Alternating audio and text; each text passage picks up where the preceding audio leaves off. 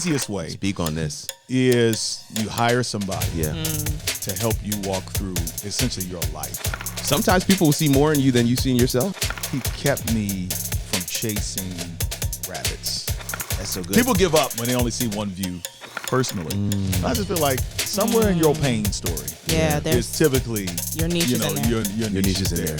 So I didn't realize it until I went through the process with Kimon. Sometimes you can't call it out of you. You might need to get a coach. Just know higher education gets you a seat at the table. That's higher right. education does not help you create one. That's right. Let me see. Should I admit this? When I was starting my remote production business and doing live shows for clients, because people saw that I was doing live shows and they were like, I want you to do that for me. There was a major event that took a chance on your boy. Okay. I'm talking about it was a chance, fam. I mean, it could have been a colossal failure, but they were like, nah, man, we want you to produce this for us.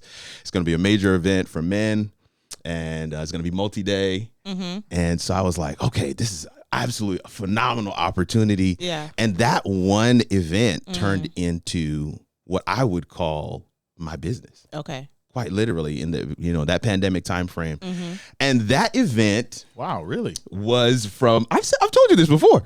That event was put on by my guy, Myron Edmonds, man. Which one? What event? The first one. The first men's winning circle. It wasn't even winning circle then. It wasn't even 5 ways men can win. That's that what was it.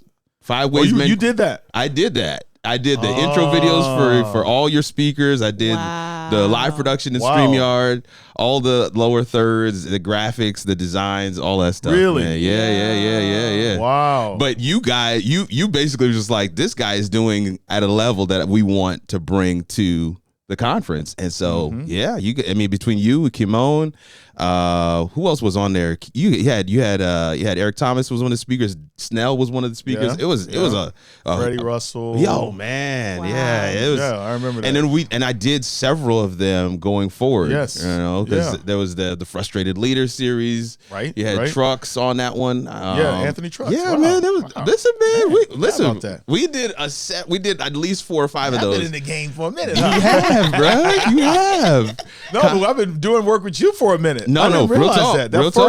That first one. Well, we had to do it right. No, and the first one. And then from there we went to Men's Night, which was a monthly thing on Zoom. Okay. And you had you Yes, had the did. live DJ. Yeah, we sure did. You had the sports commentator. Wow, I don't even remember that. Bruh, these are part of my whole reel. Literally, I show this. That's your portfolio. Wow. People Wow. are like, man, you're doing a live DJ on Zoom. I'm like, yeah. They're like, who even came up with that? I'm like, the client. That I don't, because I wasn't even. I didn't even think about that could be a thing. It was so it's a men's night kind of scenario, but there was a live DJ. You had a guy who actually does sports commenting.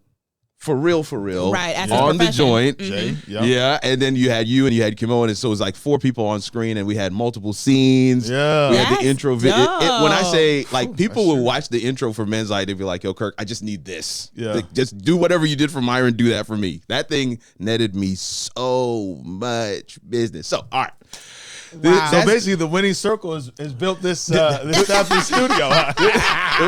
The winning circle is the launch pad.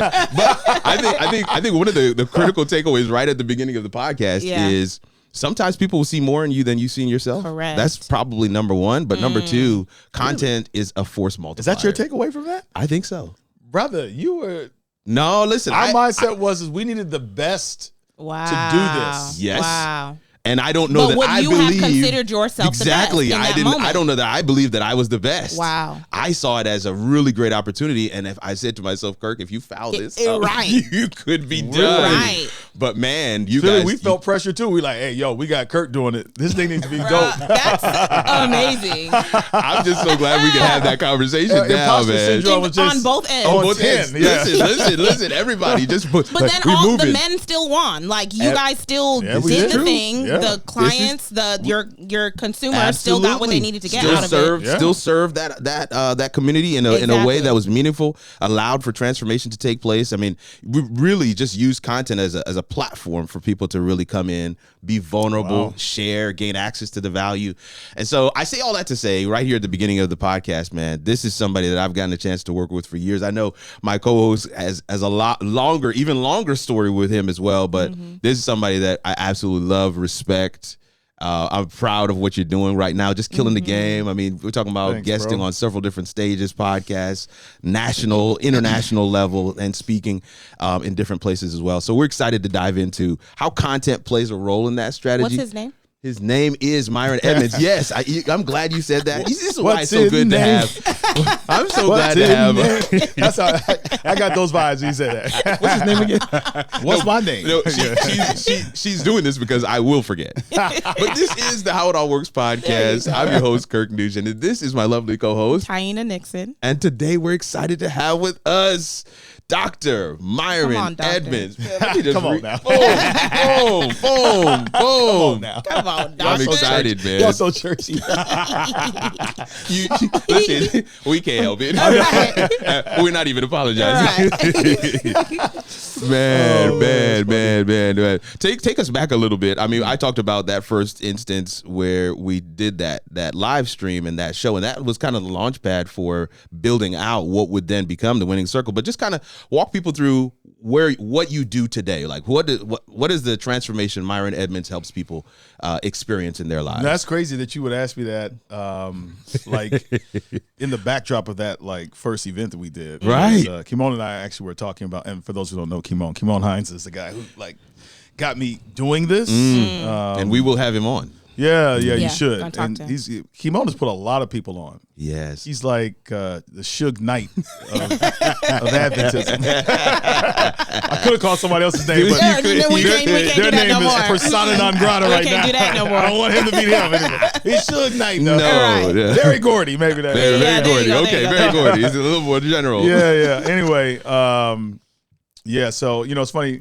If I could answer your question this way, please, man. Doing content, doing coaching, anything like that, it just brings out all of your insecurities. Oh, man. Yeah, it just does. I mean, I would say that mainly because before you start doing this, most of us, we weren't, pre-pandemic, we weren't like, our faces weren't always in the camera like that, right? Not intentionally making content. Right. We were on social media and stuff like that, but I think the pandemic kind of shifted some things, and so I think a lot of pastors were propelled to be like TV evangelists. Exactly. Overnight, yes. And it was ugly. Come on, tell the truth now. Come on in here, y'all. It was ugly, man. Listen. Some folks, it's still ugly for some folks because they still on Zoom. They stay right there. I was about to say they never left Zoom. Yeah, they never left it. We were forced because we were always praying like for the church to change, and and so God was just like, well, I'm not saying God planned the pandemic, but he definitely allowed it and forced us but people still did not change. Like all they did was take whatever they were doing, and they put it on Zoom. Camera. People were like, y'all remember folks was fully dressed up in suits in their living room, standing up there, they makeshift pulpits. My God. Preaching like, my God.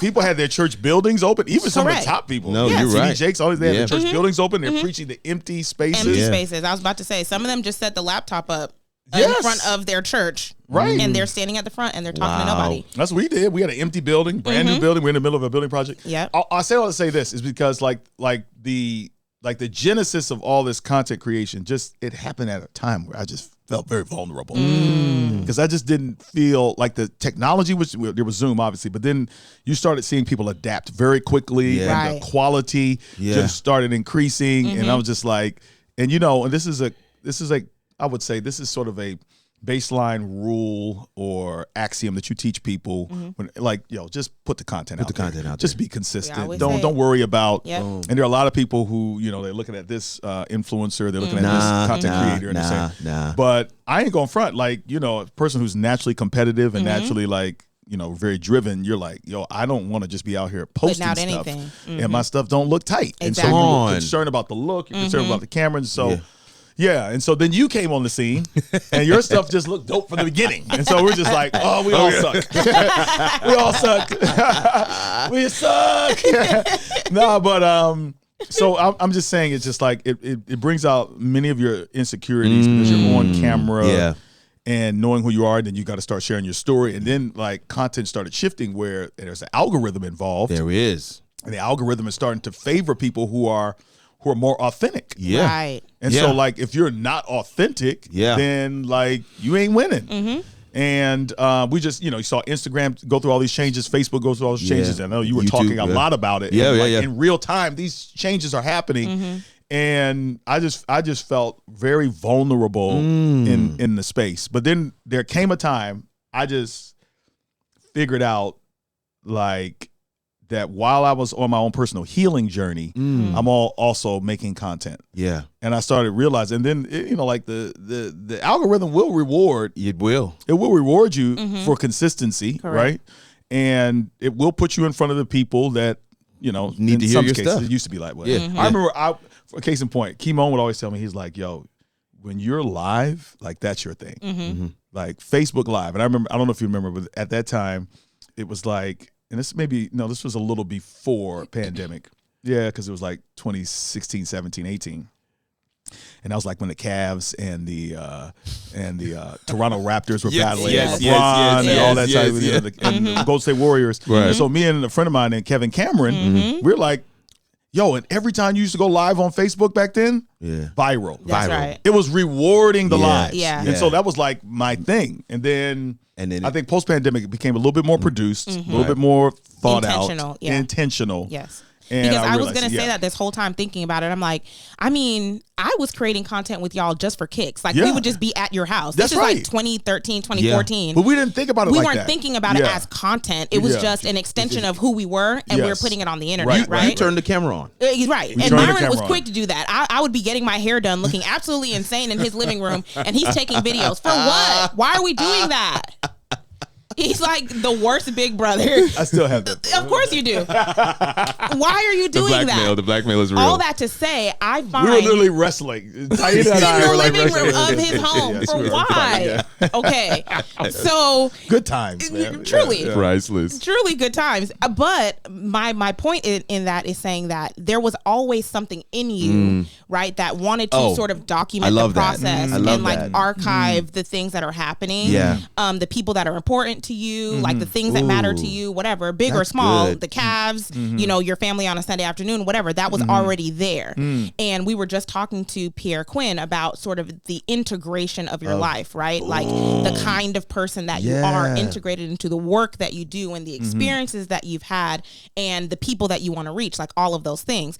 So even though you felt very vulnerable, I think that there were already the pieces in place to make it possible for you to do that authentically, even without you really feeling prepared to do it. Yeah. No, I resonate with that because Kimon would often say to me, he was like, bro, you have it when the camera comes on. He was just like, and you don't realize what it is, but you're just being yourself. Exactly. And so I was never afraid of the camera. For whatever reason, I just wasn't. So that's not my story. I wasn't afraid of it. And so this is kind of how it all started. Kimon was like, dude, you need to do like this stuff you've been talking about. Because I actually, side story, I paid Kimon like $750 a month. This dude was so like into coaching back then. Yeah. He was like, we boys, but you ain't going to get this unless you pay me. No, I love that. Yeah. Paid for 6 months on a credit card, and I couldn't afford it. Wow. Like I just took a credit card, and my wife was like, this better work. I know that's right. Hey, so true story. But I love this though. This is true good. Story. Gold. Like I'm gonna talk about the monetization of it. Yeah. Please do. Please. So I paid Kimon for 6 months, $750 a month to be my coach, and out of that, he basically brought me back to, dude, you have a passion for men. Now, when you're a pastor, it's hard to say you have a passion for anything because you have to basically have a passion for everything. Everybody, Right? So I'm like, I love evangelism, discipleship, preaching, teaching, youth ministry, young adults, all that type of stuff. Yeah. And, everybody, like the riches are in the niches, right? Like you got to, at some point, narrow it down. That's very hard for me to do, like lock in on it. Yes. And so he challenged me. He was like, bro, I want you to go live for 5 days. This is literally how this all started. He said, I want you to go live for 5 days. He said, you've kind of built this framework already. And so I just called it 5 Ways Men Can Win. So I went live on Facebook for 5 days. And then after that, we're literally making up stuff as we go. He was like, there's so much traction came as a result of that, a lot of, engagement and so forth. He was like, we need to do an event. And I was like, all right. And so he said, we need to get Kurt to produce it.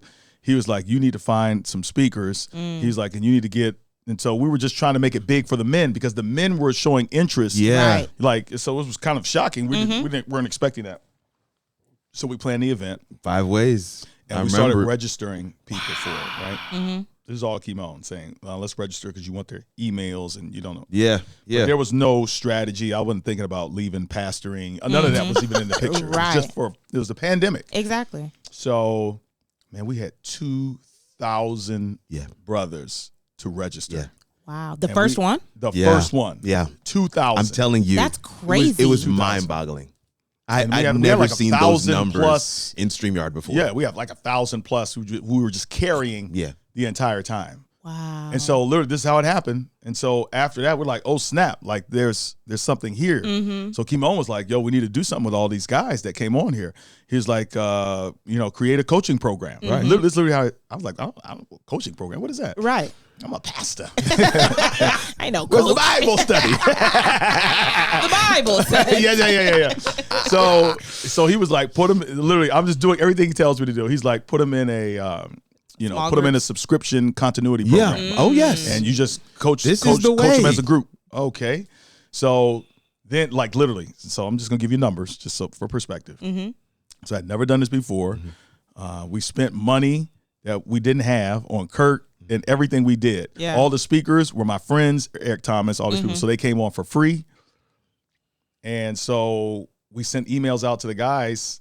Like there was no pitch even after that. I know this now. If I had to, we got 1,000 people. So you need to pitch it right. Four, 5 times. You make that. Yeah. We're gonna be multiple. There needs to be a whole funnel, like a whole. Come on. We just didn't know. Yes. So true story, real life numbers. So after that event, like we're like, yo, we're starting a community. I don't even think we called it the winning circle. It was just I don't like remember what it was. 5 ways men can win, and we had a Facebook group, and the Facebook group had like 5,000 people in it. To this day, we don't even use it anymore, which is crazy. But that's a long story. So it was like 5,000 people in the Facebook group because it started growing. That's and so crazy. we were just like, all right, we're gonna start a community. We're gonna meet like once a week. Yep. And so we ended up making like $60,000 Wow. in a day. Just like that. Seriously. Just like that. What? A couple of days. So throughout that process, that iteration of guys signing up was like $60,000. Wow. Of all of these folks signing up for the coaching program. Just like it's a small continuity program. So I think it was like, what did the wife say? The money paid off. She believes in Kimon now. You made a believer out of her. Yeah, no, seriously, that's the most money I ever made in my life. Right. I mean, In one sitting like that. Ever. Yeah. Like was like, Incredible. like a lottery ticket winners, man. Yeah. We blew that money, bro. Ain't never had nothing like that, bro. They blew that, man. Nah, but we put it back in the business and just like, so anyway, my point is this, like, I was like, yo, this content thing is a thing. And so that's kind of how the winning circle started. And we just started building the winning circle. And then I realized, I have to keep doing the content thing. Still got to put content out. Got to still do this. And so, it just kept evolving, and it kind of has us in here now. That's crazy. incredible. That's crazy. Yeah. Bro. That's incredible. That is absolutely incredible. I'm sitting here listen, like I'm not trying to like pull receipts, but I'm saying No. But we've had 6-figure days since then. No, I'm certain of it. Because I mean, talk about because that's what it started as, but now you do an annual conference. Yeah. And that's when we had our first 6-figure day. Just full transparency. Yes. So our first 6-figure day was when we, I can't remember which year it was. We had a conference and we made an offer for more coaching. Yeah. And honestly, if I could just bring this up. So Kimon, like, he did so many different things for me, but I'll say the main thing is he kept me from chasing rabbits and staying focused on social media. That's so important. Listen, I want to say, I ain't gonna call no important. names, but I reached out to somebody the other day and texted them and was like, why are you posting this? This has nothing to do with what you're trying to do. If I can just be real, Tick currently, well, and a lot of this stuff is changing. Mm-hmm. But I have certain social media platforms for certain reasons. Yes. Right. Most of them are business reasons. Most of them There's are business. only one that's really kind of pleasure, and that's TikTok, because I just be laughing in the middle of the night. You know what I'm saying? Man, but even TikTok now is shifting. Thinking about, So it's just like, so shifting, I know some folks out there, they are all over the place. And so what Kimon did for me, he was like, bro, he was like, your brand matters now, and I need you to stay focused. You can't be chasing all this Adventism frustrations that you have, and you're posting that. And so I don't know, I was literally sort of I'm trying to think of a kosher way to say this. I was just start a lot of stuff on social media. Yes, you did. And also in real life. Yeah. I was very consistent. I was consistent. He's very genuine. I don't know if you authentic. noticed. I don't do that anymore. Oh, yeah. Everything I post now is It's very deliberately about men, and that's what it's all about. You're owning your footprint. That's it. And riches are in the niches. Yes. Come on. And I'm not saying I'm wealthy or anything like that, because so much money, and that's a whole other conversation, because so much money has to go back into the business. And there have been times where, like I just mentioned to a guy the other day, I was like, we made more money than we ever have before, but I have paid myself less than I ever had before, because I've had to put money back into the business. In order to scale the business, you have got to put it, so this journey is, it is a journey of peaks and valleys, right? So, but the point is like, when you are focused and you lock in on what it is that you're supposed to lock in on and stay with that thing, Right. it's just very unlikely that you will not experience some level of success. Yeah. And we've seen it with people. We've been following people. Some of it, I mean, I could call names of people that I've followed on social media, and now they got like 2 million followers. Easily. Right. They just stay with just it. kept on brand. They kept on and it. consistent. And, Yeah. yeah. Man, that's so good, man. That's so good. People give up when they only see one view. Right. They give up when they see, Have we not been talking about? We've We've been talking talking about like not worrying about the vanity metrics, Right. you know, the likes and you know those kinds of things. Like if you can make success be about showing up consistently every time, and you feel successful because you put out that piece of content, and then you move on. Whatever happens after that is not your business. Essentially, it's like I did what I was supposed to do, and I keep doing what I'm supposed to do. There's no way you don't win. No way. Facts. I want to throw a story in on this. I wanted you to speak to the power of gaining clarity and context. There's a guy. He's an older guy. He kind of looks like a country western singer. But at any rate, he creates content same lane as I am in terms of helping people to win with content. But he gets on this mastermind call with a couple of us, and he's like, I'm thinking about doing this video for creators over 50, but I'm not really certain. And we were like, bro, just record it and send it to us, and we'll give you some feedback. He did that. We told him, there's really nothing for us to give you feedback on. Just post the video. This guy waited like 2-3 weeks. On a whim, he told us later, he just, because he didn't have a post for that week, he looked and he saw the video sitting there. He's like, let me just post this one. Because, all of his videos had been doing pretty much around the same. He posts the video. 2 days later, the video is at like 10,000 views. That is not normal for his channel. A month later, the video is at 400,000 views. Wow. This guy he was the same as me. We're right around 15,000 subscribers. By September of last year, he was at 40,000 subscribers. By Christmas, he's at 100,000 subscribers. Here's the thing, though. That one video caught the attention of his niche, his niche, whatever you want to call it.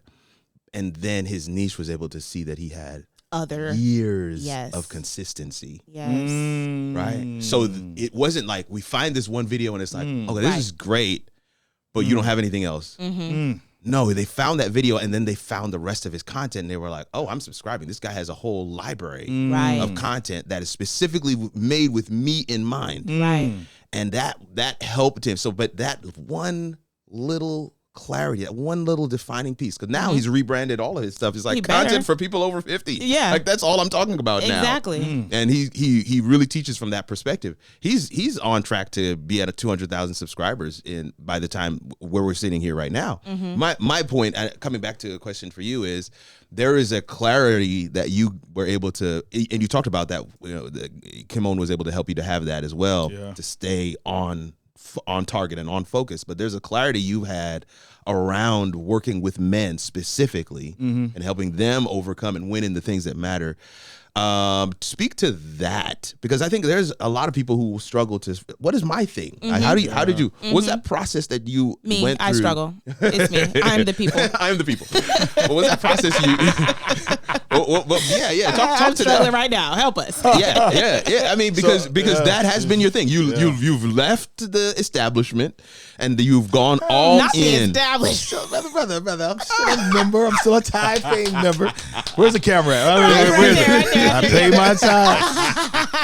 I return my time. Faithful. Yes. Faithful. And I support God's institutions. Amen. Yes, you do. Pine Forge, Oakwood, Breath of Life. Come on. Amen, That's brother. true. Anyway, He ain't leave like that. Yeah. I'm still in the church. That's right. He's just not employed by the church. There we go. He's not employed full time. Oh, by the church. I appreciate the average church I was every gonna weekend. say he's not employed full time by the church.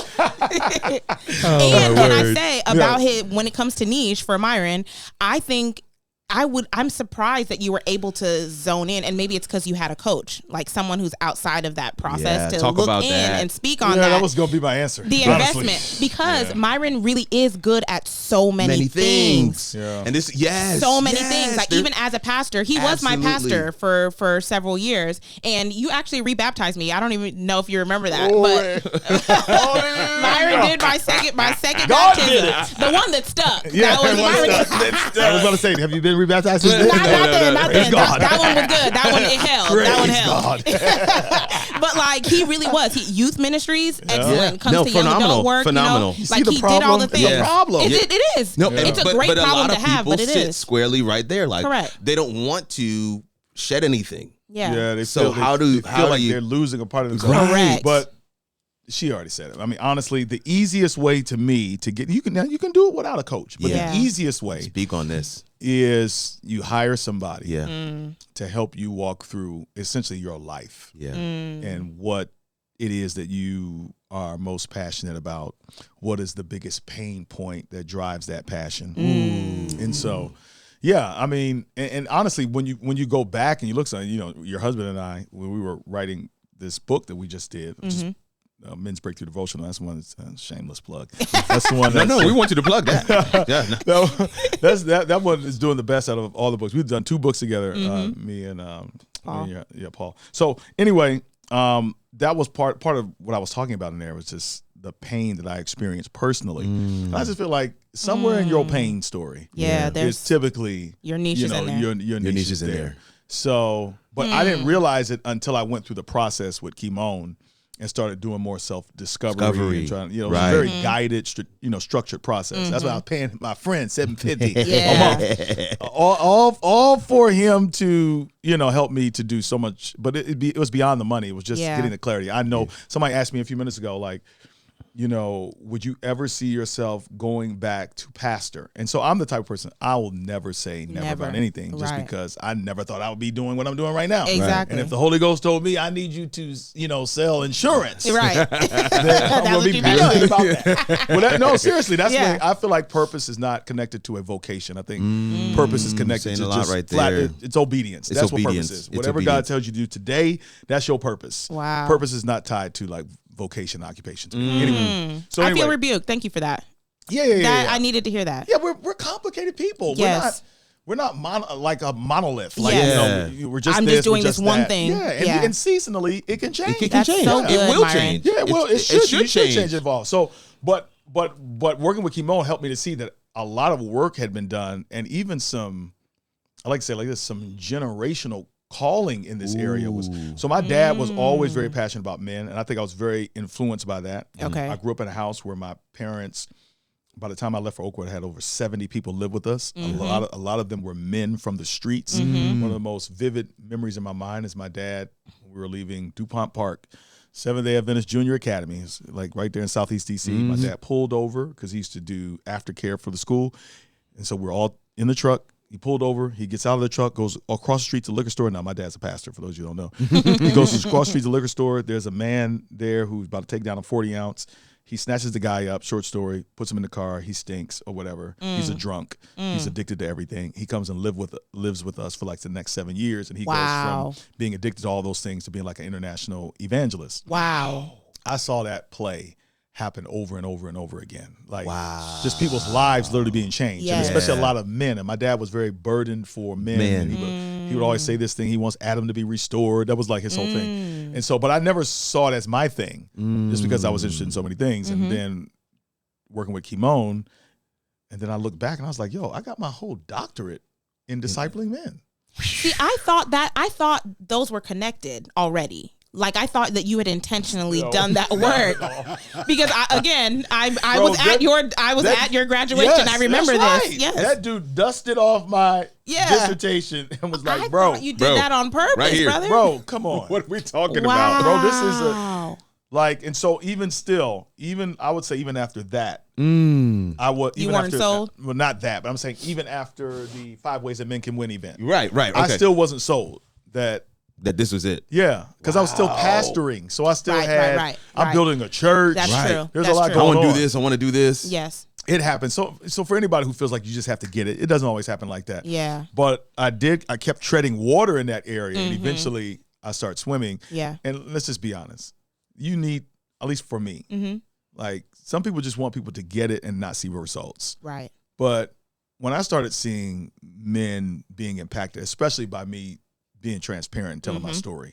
Now, let me just put a pin in this because there are a lot of, and somebody just brought this to my attention this week. There are a lot of people in our church leadership who said behind my back, like even family, like he should not be saying these things. Wow. This is professional suicide. It is. Why is he talking like this? He should not be doing this, right? So, and of course, these things would get back to me. Like he should not be doing this. So I had this tension of, and I'm naturally a people pleaser. I'm not like, I'm not a guy who's just out here saying F y'all. You know? Right. No, I'm not. That's not my people. I think when I preach, it comes across that way. But I'm saying my insecurity very much so is did you like that? Right. Is that okay? Yeah. Do they still like me? Yeah. You know what I'm saying? So that's my insecurity. So dealing with God is telling me to do these things, but then the fallout of it also is that people are like, we don't like that you're doing these things. We don't like you're talking about this. Right. So, but also in the mix, all of these men are hitting me up, DMing me, calling me, crying like, yo, thank you. Wow. And then the circle is growing, and people are, honestly, the circle is growing for a lot of reasons, but I think the main reason it was growing is because people found me to be authentic. Correct. Yes. The brothers did. Yes. And they were like, yo, this dude is real. Yes. We've never heard a pastor talk like this before. Correct. Honestly. And so the church is kind of like, I don't know about that. Even my members are kind of like, this guy he's a little off the hinges. Yeah. Other people, even some family members, is like, why is he saying these things? It's embarrassing. And then, but you have all of these men, and literally marriages are being saved, lives are being changed, brothers are being set free. And so I'm What saying other to say metric this, is there? you need some wins. Yeah. You need some. The devil doesn't. Good The point. devil doesn't That's want a you to really do. good point. The devil doesn't want you to do what you're supposed to do. Correct. So he's going to try to discourage you Correct. at every hand. Yeah. And so you're a human. Yeah. So being discouraged is a default setting, right? Wow. You need some wins. You need Correct. them. You need them. And I gotta also have some think wins. that the wins are indicators that you're headed in the right direction. Yes. So a lot of times we're encouraging you guys, don't look So at are the the vanity attacks metric. too, though. The attacks Good point. also. Good All right, point. but you can't just have attacks and no That's wins. right. That's right. It's gotta be Because a we balance. encourage It's a good lot. balance. Don't pay attention to the vanity metrics. Right. Don't worry about it, whatever. Right. But I do have to say, on the flip side of that coin, is if there's zero engagement, if there's nobody resonating, if you see what I'm saying, if there are no wins, No gotta have some wins. you have to ask yourself. There should be fruit. There should be fruit. Yeah. No, If but- there are no fruit, you might need to just let that fig tree Lord have die. mercy. Let This is the a strong tree word die. right here. Let the tree die. Yeah. And look for direction. Yes. Pray for direction. Yes. Look for the passion. Look for the pain point, because maybe you just haven't done that work. That's per why you need se, somebody Yeah. else in the in process. it with you. That's right. But Because, I go I ahead. hasten to add that the fruit we don't get to determine what the fruit is. Not necessarily, yeah. Because the results are going to come in the way that they come. There's some things that have happened because of my content journey that I would never, in my wildest dreams, I could not have drawn out a chart. That I could have scripted. Right. So we don't get to determine what the fruit is, but there should be fruit. Right. So I want to add that in there. Good point. Because in Myron's case, I'm sure the fruit that you would have wanted was that everybody was on board. Yeah. Right, like your all church members, everybody, your family members, everybody was like, "Yes, this is exactly what you should be doing." We saw it all the time, and that's not how it works usually. But I also want to say, and I love what you just ended there. That's not how it works, unfortunately. But how it does work. How it does work. What I do want you to hear him saying is sometimes you can't call it out of you.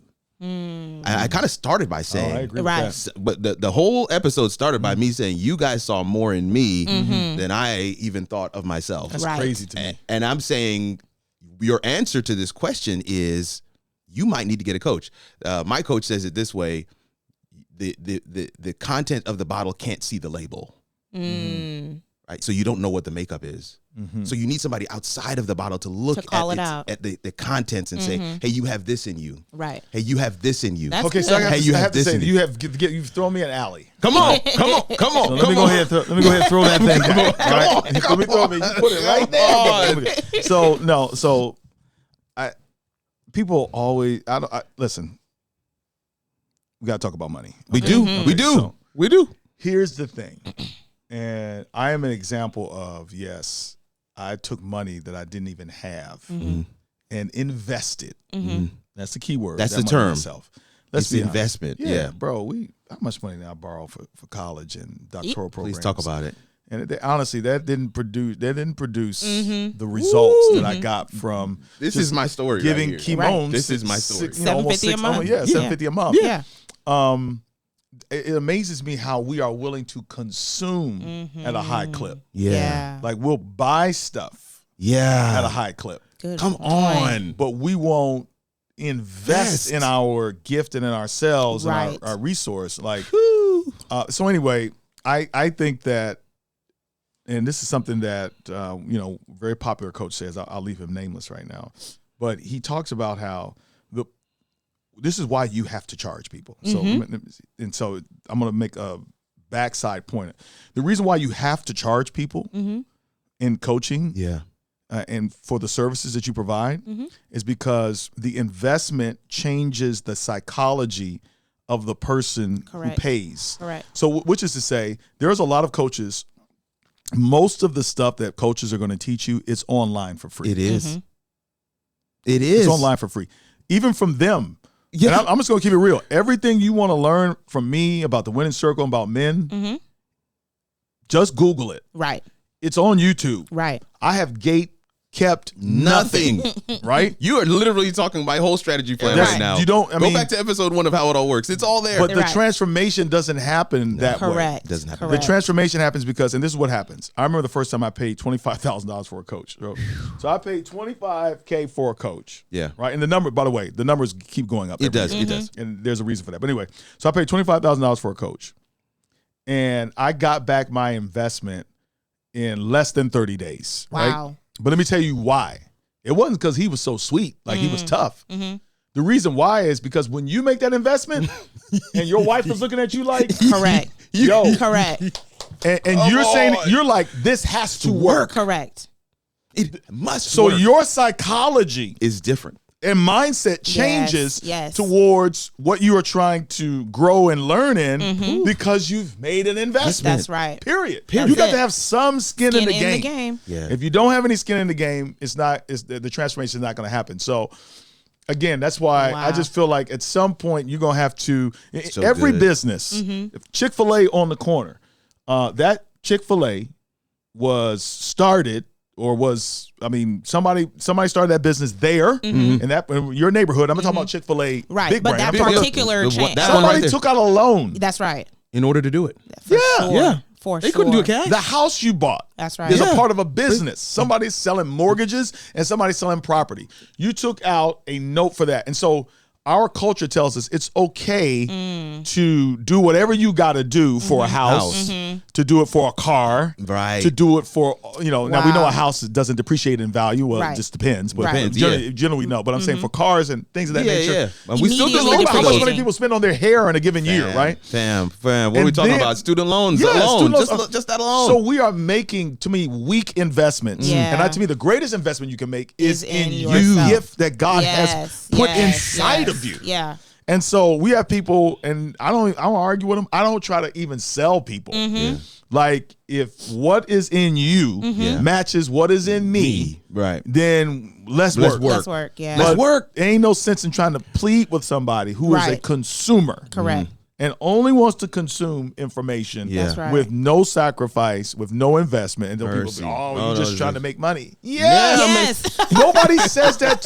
Nobody says that to the doctor. Nobody says it to the school. Everybody goes to work, and if they don't get a direct deposit and they'll get paid, they're going to be upset. Correct. Including pastors. Everyone must live. Pastors are not working for free.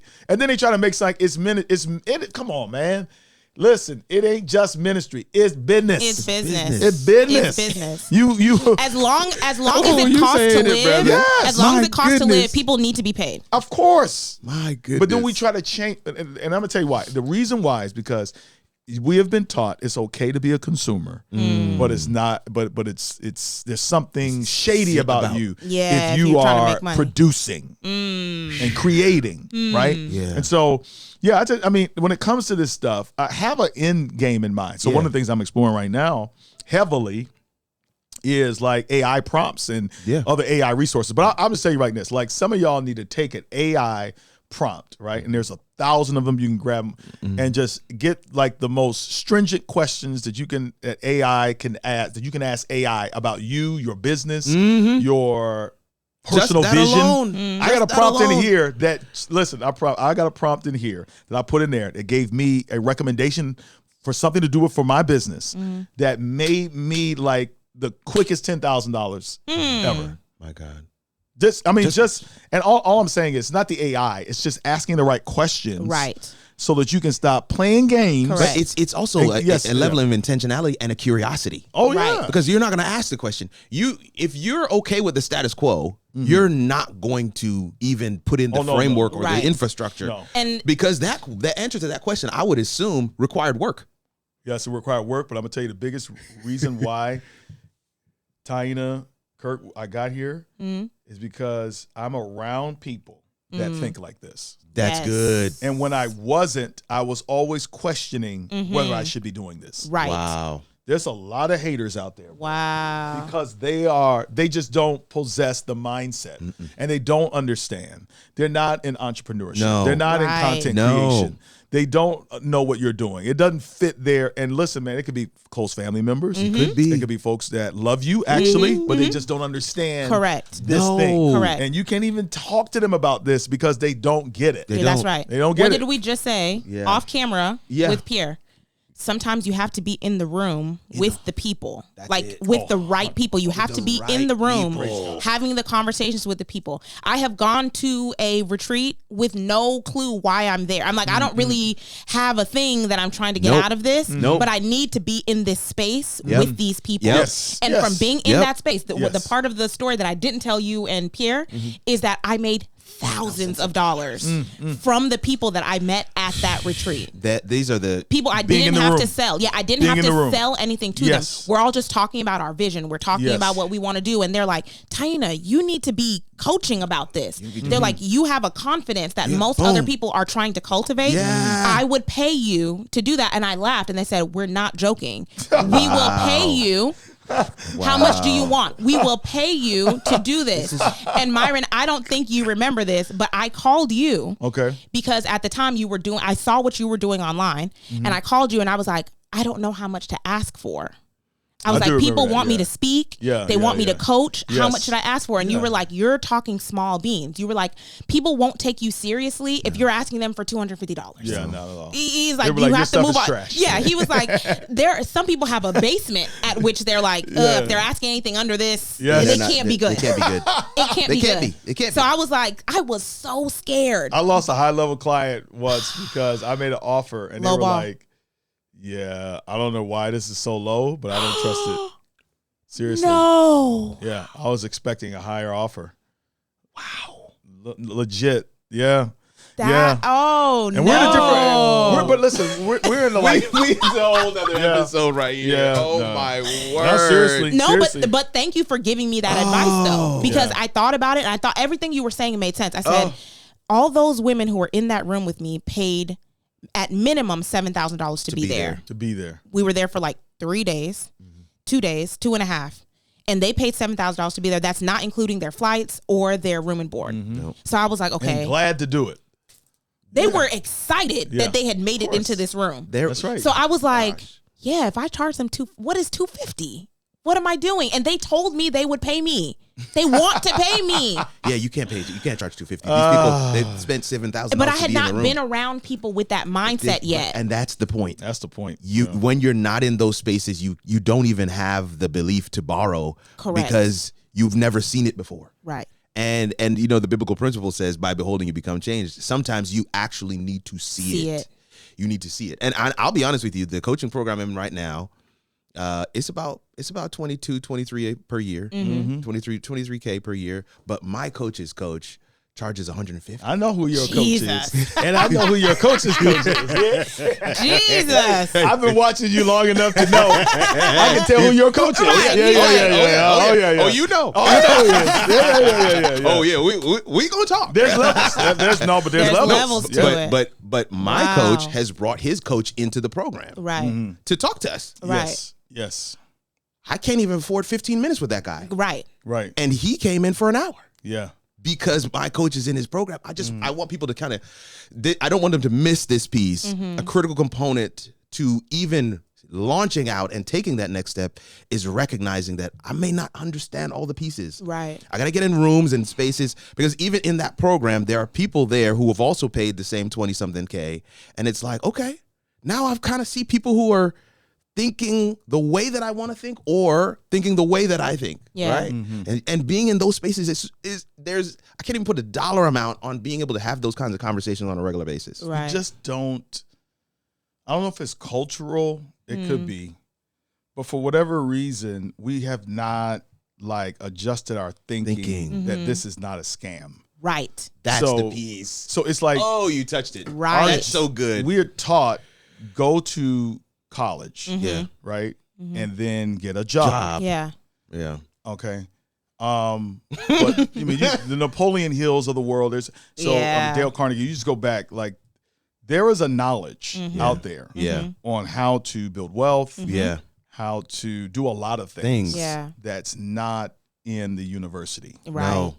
The university is designed to create employees, not employers. We're designed to create workers for the system. Yeah. Right. I'm not saying it's wrong. Right.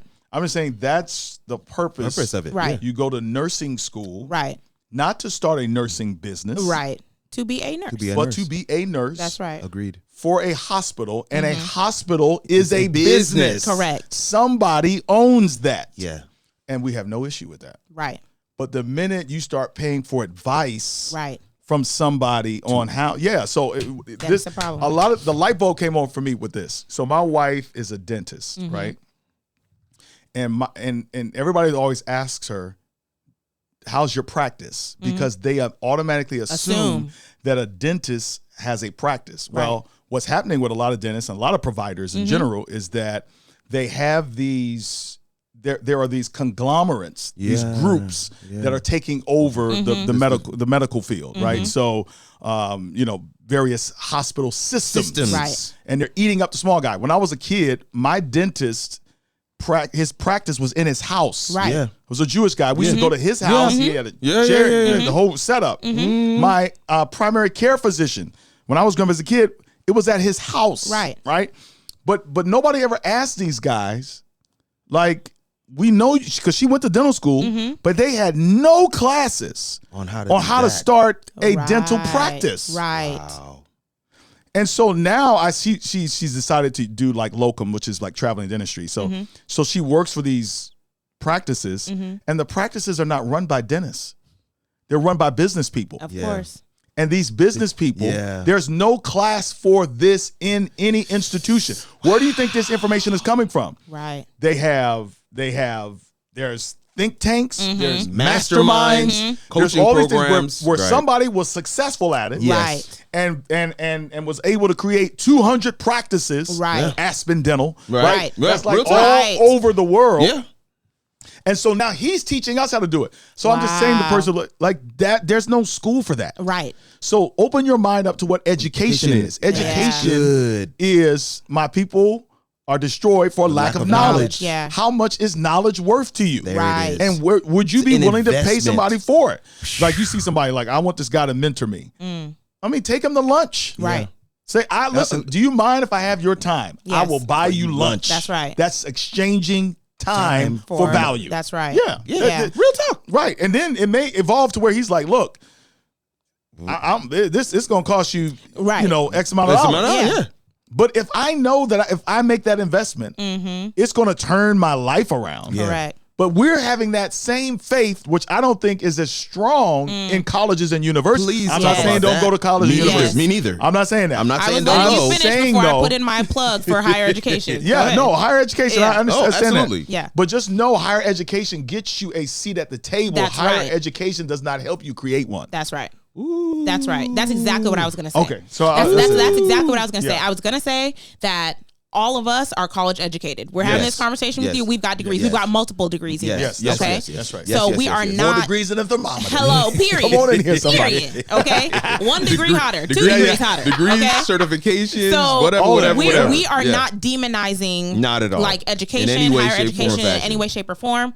But as a higher ed administrator, and I was a college advisor as well before becoming an administrator, I have to say that a big thing that I wanted students to understand is, what do you plan to actually do with this degree? Yeah. Like what is the life that you imagine, and what stepping stone is this degree for you? This degree is not the end. No. This is not the end. No. This is just something that we're going to stand on to get to the next thing. And if the next thing for you is to work within the company, whatever, I tell people all the time, I actually enjoy working for the man. I'm not gonna lie to you. 9 to 5. I like my regular checks. I enjoy come my on, insurance. Come on. My wife doesn't like doing payroll. She doesn't want to be responsible. She likes to work and go home. And I think it's important to know that about yourself. Yeah. What do you want for your life? Yeah. What is going to enrich your life and help you to live out the calling that God has on your life? Ding. I don't think God has called all of us to be entrepreneurs.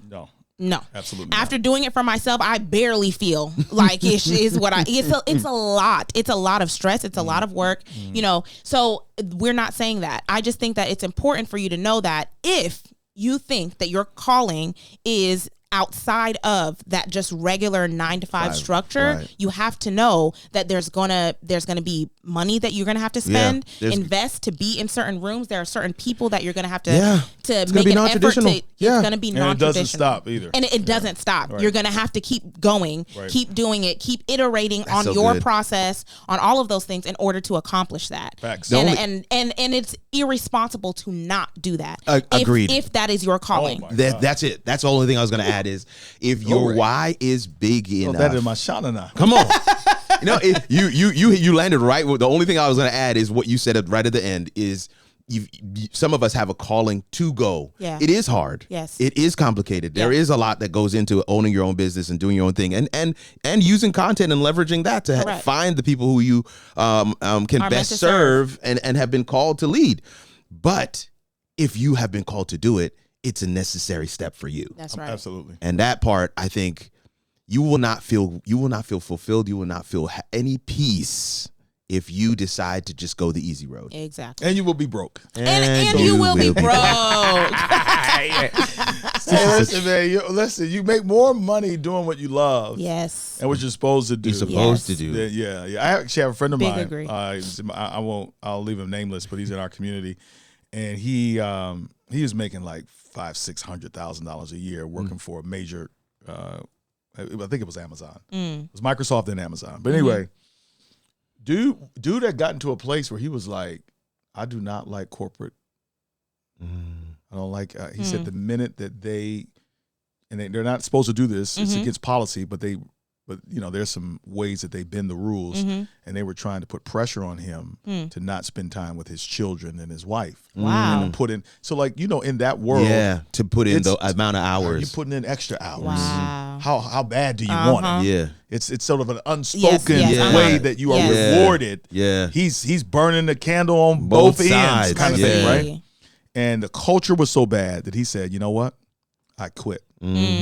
Brother walked away from them $100,000 bonuses and everything and started a nonprofit and is loving what he's doing. Loving what he's doing because and is taking care of his family. Right. So it's not about the money. I don't want anybody on here to think it's about the money. Yeah. But it is about the money because to me the money that. I love that. Yeah, the money is something that everybody needs. That's right. In order to accomplish God's work. Absolutely. Don't sit up here and act like we trying to accomplish kingdom work and we don't got no resources. Period. No resources. Yes, we got to have resources. And if you're a creative, I'll tell you this from personal experience, nothing stifles creativity more than being broke. More than being broke. Jesus. Nothing stifles creativity more than stressing about how you're going to pay your bills. It could make some really good content though when you're broke though. them painful posts. I mean, you end up having to do something in order to make that money. Okay, I'm joking, but I'm saying, cry.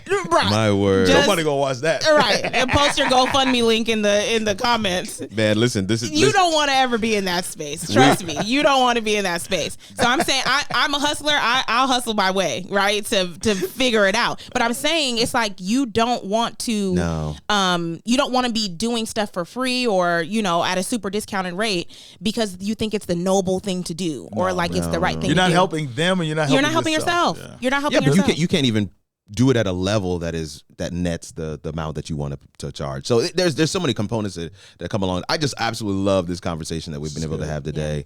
Yeah. It is enriching, it is encouraging, it is empowering for those that are watching. We don't profess to have all the answers. We don't even profess to even have the level of belief in ourselves that we probably should. Amen. And I hope that you resonate. I hope that gives you permission today to say, man, dang, if Tahiti could do it, if Kirk can do it, if Myron could do it, then maybe I could just kind of take a step out and see what happens. Right. And that's really what we want for many of you that are watching. As we get ready to land, I do want you to talk about that book. I want you to talk about some of the things that you have, some of the resources, some of the stuff that you got coming up next. I mean, you got so much stuff that's going on, but just kind of talk through how people can follow, but also some of the things you got coming up. Yeah. Just Google me. Google. Just kidding. Who you feeling like? But I will say, if you do Google him, I said that as a joke. It will come up. Bring the Everything results. will come up. Snell was joking on me because he heard me say that once. I was under a lot of pressure. They were asking me. I was like, "Listen, just Google me." Yeah. So he was like, "Who's this guy?" Right, exactly. Who you feeling like? At It's Myron Live. It's Myron Live. Yeah, that's just about all the platforms at It's Myron Live. What's the thing we got? So our conference is getting ready to come up. We have an annual conference. Yep. It's in May of 2026. So Okay. there's a lot of energy going towards I will be in-person events. Who Lord is have your- mercy. who is your In-person. conference for? I will be there. It's for men. I'm sorry, Men's Winning Circle Conference. It's an annual conference for our community, but we're expecting about 500 plus guys there. Yeah, this year. I will be there. I'm bringing a crew this year. Yeah. Last Come year on, I came by brother. myself. That thing was epic last year. It was man. epic. Good Lord. Yeah. Come Oh, here. I saw you that day. Remember we were doing small group? And you had just gotten off the road from his conference, and he couldn't shut up about it. And he was like, "We gotta have a van next time. Like we need to they bring need to get on the waiting list. Let me tell you, go to the website, get on the waiting list because I'm going to we do are that. doing random flash sales. I'm on the waiting list already, but our men's ministry leader at Oakwood Church. When is this going to view? When is this going to? In the next week or two, before Christmas. Okay, well I'm just saying gonna be to too you, late? there's a flash sale happening right now. And so It's gonna it lasts be till too late by the tomorrow. time they see it? The flash sale. So what we do them randomly. Okay. So the point is get on the waiting list, go to my website. The website for the conference is winningscircleconference.com. Winningsircleconference.com. Okay. And when you get on the waiting list, which is an email list, all we do is we just try to bless the folk who got on the waiting list. I love it. Random flash sale. So we Nice. give them like the lowest prices we ever had. So like normally our conference registration is like $497 to get in because it's like over like 3.5 days, but it's $297 right now. And So we need to end so I can go and buy my ticket. but we just do stuff like that. You'll find out all the stuff about the conference, who the speakers are ahead of time. And No. all the little fun Listen, stuff. I get all your emails, my friend. Yeah, So yeah, I'm there. And I got a book coming out. Yeah. But I kind of keep it on the hush. The only reason why I brought it up is because I'm doing something different this time. I am I'm praying that I get a book deal. Now, okay. Here's why. Not because of the money piece, but typically when you do a book deal with like a literary agent, they provide a marketing engine for you. It's a blitz that you wouldn't get ordinarily. Yeah. Right. And so I'm just trying to. The Bible says the harvest is plentiful. But the laborers are few. I'm trying to get out into the vineyard. That's right. You're believing outside the four walls. You're believing for greater, though. I was about to say, honestly, we keep talking Somebody about pray my strength. iterating better and better, right? You've written several books at this point, and you've done them self-published? Yes, previously. Yeah. So me and Paul. I was about to say, you and my husband. He be in that office, locked away, working on your stuff. Seriously. I know. Yeah. We've done so.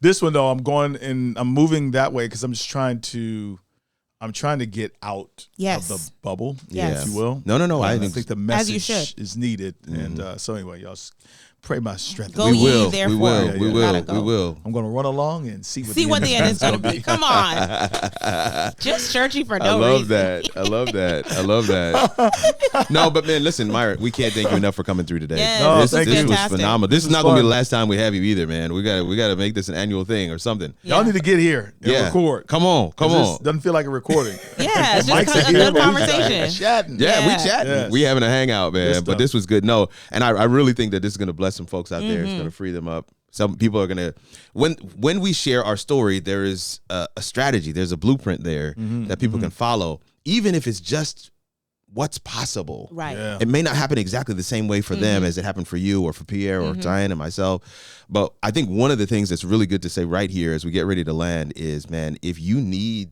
a coach, right. I just think it's valid for the entire conversation we've had. But if you do need somebody that's going to come alongside and call out of you some of the things that, Kimon called out of you, some of the things that some of those ladies called out of you and that you call out of others. Right. I think this is a great time for you to be able to hit us up, man. Drop a comment. We got our handles on the screen right now. And just let us know what you are interested in doing, and we can help you to get across the line where that's concerned. And Myron has inspired me to go ahead and get that niche together. Let's go. For the women specifically. Hallelujah. So for the women specifically, hit me up. That's who I want to work with. Listen. I baptized her. Now I'm pushing her out. Go out. Just letting me know. Yeah. There's a consistent common denominator here. There is. It's Myron. It's the Lord. It's the Lord. Let him get the glory. Oh my word. If we don't land, we're going to be here till next week. So this is what I want to say to you guys. This has been another episode of the How It All Works podcast. We can't thank you enough for coming and engaging. My name is Kirk Nugent. Just get to serve as your host. This is my lovely co-host, Taina Nixon. And today we had the awesome privilege to have with us Myron Edmonds, man. Definitely make sure we're going to have his links and things in the description. Hit him up, follow. And if you are a man looking to win in the things that matter, you might want to find yourself in Atlanta for that conference. It's coming up. It's coming. Grace and peace, fam. We'll catch you in the next one. Thank you so much. And I hope that somewhere in the course of our conversation today, you were able to figure out how it all works.